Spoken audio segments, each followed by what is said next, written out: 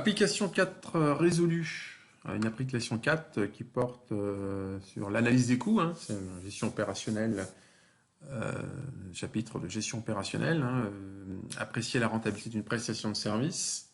Donc là, l'idée, c'est de travailler à la fois sur l'organisation charges fixes, charges variables, identifier quelles sont les charges fixes, quelles sont les charges variables, calculant leur total. Donc là, j'ai préparé un tableau où on a d'un côté les charges fixes et d'un côté les charges variables. Et puis, la deuxième question, après, c'est de calculer le seuil de rentabilité en quantité, puis en valeur du séjour sportif, afin de commenter les résultats. Et puis après, on fait une simulation, c'est-à-dire qu'on se dit, ben voilà, combien est-ce qu'il faudrait de participants pour pouvoir réaliser un bénéfice de 200 euros, c'est-à-dire dépasser justement le seuil de rentabilité. Alors, il manquait une donnée dans l'exercice dont on ne va pas tenir compte. Notamment le transport en car, puisqu'on avait estimé, voilà, ils estimaient dans le corrigé un transport en car de 400 euros. Voilà, comme c'était pas prévu, c'était pas présenté dans le document, dans l'annexe. Je pense qu'il manquait effectivement une donnée, donc on va considérer que le transport est à la charge des participants. Voilà, donc on va vraiment rester calé, nous, sur le document et sur les données qu'on nous propose.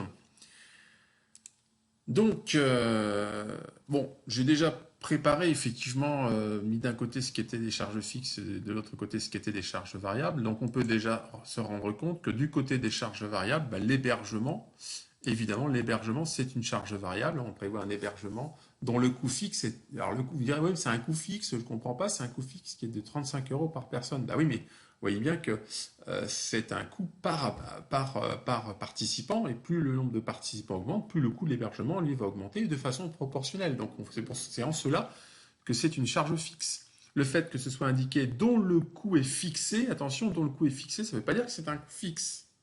Ne me faites pas dire ce que je n'ai pas dit. Ça, c'est vraiment très important. Alors, du coup, on va mettre ici, effectivement, 35 euros de charge variable, voilà. Le repas pour 2 jours, bah, c'est pareil, le repas c'est aussi lié au nombre de participants. On dit que c'est 55 euros par personne et enfin, au niveau du séjour, donc on va considérer que c'est sur 55 euros pour une journée, hein. C'est pour ça que j'ai écrit repas ici pour 2 jours. Donc là, j'inscris 55 euros. On a un forfait matériel qui correspond à l'encadrement, en fait, hein, puisqu'on affecte au nombre de participants un moniteur qui, lui, va être rémunéré à hauteur de 200 euros. Alors, c'est vrai que dans la pratique, je pense qu'en fonction du nombre de participants, le nombre de moniteurs augmenterait, ou en tous les cas, on nous dit qu'on est sur un mini-stage découverte sportive, donc forcément, les places sont limitées. C'est 40 euros, je me suis trompé, hein. Voilà, le forfait matériel, c'est tout ce qui est location de matériel sportif. Donc c'est 40, donc ça fait un total de charges variables unitaires par participant de 130 euros. C'est-à-dire que ce montant-là, les 130 euros, va augmenter proportionnellement au nombre de participants. C'est-à-dire que si j'ai 10 participants, par exemple, j'aurai un total des charges variables de 1300 euros, 130 euros x 10 participants. D'accord ? On est d'accord. Donc du coup, transport par car, je vais mettre volontairement 0 parce qu'on va estimer que là, dans l'occurrence, chaque participant se débrouille par ses propres moyens pour venir sur le site. Et là, j'ai le forfait. Voilà, j'ai le forfait effectivement lié à l'encadrement, le forfait de recrutement d'un moniteur, lui qui est rémunéré à hauteur de 200 euros. Voilà, pour le nombre de participants. C'est pas 200 euros par participant, c'est ben voilà, moi je vous en encadre 10, c'est 200 euros, par exemple. Et du coup, bah, ça me fait un total de charges fixes de 200 euros. Charge fixe totale 200 euros. Donc, voilà. Donc là, on a déjà répondu à la première question. C'est-à-dire qu'on a isolé d'un côté les charges fixes, de l'autre côté les charges variables. Je vous rappelle que les charges variables sont des charges qui varient en fonction du niveau d'activité, alors que les charges fixes varient indépendamment, en tous les cas, indépendamment du niveau d'activité. Je prends toujours l'exemple justement des salariés. Si vous avez des vendeurs dans un magasin, si vous n'avez pas de clients, il faudra payer les vendeurs. Ça, c'est une charge fixe. Par contre, à partir du moment où un vendeur, par exemple, est rémunéré, touche une commission, une rémunération sur le chiffre d'affaires, un intéressement sur le chiffre d'affaires qu'il réalise ou la marge qu'il réalise, là, forcément, on a la rémunération que je lui verse à ce titre correspond à une charge variable pour l'entreprise. Alors, ensuite, on nous demande je reviens à la question, on nous demande de calculer le seuil de rentabilité en quantité, c'est-à-dire qu'en volume, puis en valeur, concernant le séjour sportif, et de commenter les résultats. Bon, commentaire, il n'y a pas grand-chose à dire. Alors, on peut partir effectivement de la formule suivante. C'est-à-dire que là, en l'occurrence, on voit bien, j'ai pas de, je sais pas finalement. Alors, la participation salariée, voilà, est fixée à 170 euros. Donc, j'ai 170 euros. Ça, c'est mon chiffre d'affaires par salarié, j'ai envie de dire. Donc, je vais utiliser cet élément-là, évidemment. Je vais évidemment utiliser cet élément. Ça va être très important. Et si justement je représente, j'ai envie de dire, l'équation de mon seuil de rentabilité, pour calculer mon seuil de rentabilité, je vais poser soit X, le nombre de participants.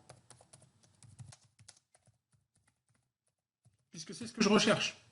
C'est ce que je recherche. Le nombre de participants. Et je vais écrire que finalement, le bénéfice est égal à mon chiffre d'affaires, hors taxe, moins le total des charges variables. Et là, en l'occurrence, il s'agit de charges variables unitaires parce que je n'ai pas de total, puisque je ne sais pas combien il y a de participants, donc je ne peux pas évaluer le nombre, le total en euros de mes charges variables. J'ai juste, effectivement, ici 130 euros, mais ça correspond finalement à la charge variable unitaire pour un adhérent, un client, moins le total des charges fixes. Et évidemment, mon bénéfice, au seuil de rentabilité, je sais que mon bénéfice, il est égal à 0. On est d'accord. Donc je peux écrire que 0 est égal à tout ça, que je vais reprendre, si j'y arrive. Voilà. Tac. Et du coup, je peux dire que mon chiffre d'affaires hors taxe, en le repassant de l'autre côté, là, ici, là, je le repasse de l'autre côté, il est égal au total. Oh là, il est égal, je vais y arriver. Voilà, il est égal au total des charges variables, que je réécris, moins le total des charges fixes. Alors, si je mets des nombres derrière tout ça, mon chiffre d'affaires hors taxe, bah, ça va être en fait le prix de vente, enfin la participation des stagiaires au mini-stage, c'est-à-dire 170 euros, 170 euros, fois X, X le nombre de participants. Si j'ai 10 participants, ben voilà, ça fait 1700 euros de chiffre d'affaires. Si j'ai 2 participants, ben c'est 340 euros, etc., etc. Mais ça, je vais devoir le découvrir, le point mort, en fait, le seuil de rentabilité en nombre de participants. Le total des charges variables, ben, ça va être 130 euros par participant, c'est ce qu'on a calculé tout à l'heure. Pareil, multiplié par le nombre de participants, c'est-à-dire X. On peut présenter ça comme ça, on peut faire un petit fois si vous préférez X, là, comme ça. Ce sera peut-être mieux pour vous. Et puis à 178 fois, pareil, grand X. Le petit, c'est multiplié, là, ici, et le grand X, c'est le nombre de participants, c'est l'inconnu. C'est ce qu'on recherche. Plus, du coup, plus, parce que là, effectivement, je me suis trompé, c'est plus, je vais mettre plus là, voilà. Plus le total des charges variables, c'est ce qu'on a calculé tout à l'heure, c'est-à-dire 200 euros. Voilà. Eh bien, il ne me reste plus qu'à résoudre cette équation à une inconnue. Les 170x, là, je vais les passer de l'autre côté, c'est-à-dire que je vais avoir 170x moins, du coup, 130x égale 200. Et c'est-à-dire que 170 moins 30, bah, ça fait 40. 40x égale 200. Et donc, si on dit, et du coup, ça veut dire que x sera égal à 200 que divise 40. Et donc, x sera égal à 200 divisé par 40, c'est-à-dire 5. 5. Ça veut dire quoi? Ça veut dire que, en fait, si j'arrive à avoir, par exemple, sur le mini-stage, 5 participants, mon résultat sera égal à 0. Ben, il suffit de s'en rendre compte. Si vous remplacez tout simplement dans cette équation-là, en fait, x par 5, on va le faire. 170 fois 5, ça fait 850 € de chiffre d'affaires. Et donc, effectivement, je vais avoir en charge variable 135 fois 5, 650, plus 200, ça fait bien 850 €, donc mon bénéfice sera égal à 0. Donc ça correspond bien à mon seuil de rentabilité. Cela correspond bien à mon seuil de rentabilité. Donc je peux écrire que le seuil de rentabilité en quantité ou en nombre de stagiaires est 15. Voilà la réponse. Là, on a la réponse. Et donc, ça correspond à un seuil de rentabilité en valeur. Le seuil de rentabilité en valeur, c'est-à-dire en euros, je vais agrandir un petit peu mon cadré, est de, il suffit d'écrire 170 fois tout simplement 5. Ça fait un chiffre d'affaires de 650 €. Voilà le seuil de rentabilité en valeur, en euros. Et voilà le seuil de rentabilité en nombre de stagiaires, c'est-à-dire en quantité. Donc là, on a répondu à la deuxième question. Et puis après, on nous dit, déterminer le nombre de participants nécessaires pour réaliser un bénéfice de 200 €. C'est-à-dire que là, en l'occurrence, il faudrait que finalement, ici, là, au lieu d'avoir 0, j'ai 200, en fait. J'ai 200 €. Ah, c'est intéressant. Donc, du coup, je vais réécrire mon équation. Je vais agrandir là, voilà, je vais réécrire mon équation pour répondre à la question 3. Et je vais écrire que, alors, je sais que mon chiffre d'affaires, on l'avait vu, hein, c'était donc 170 € x 5, hein, on avait vu, d'accord? Donc ça pose pas de problème. Par contre, je repars donc de 170 € de participation du stagiaire au mini stage par X en fait. X, c'est X le nombre de stagiaires. Voilà.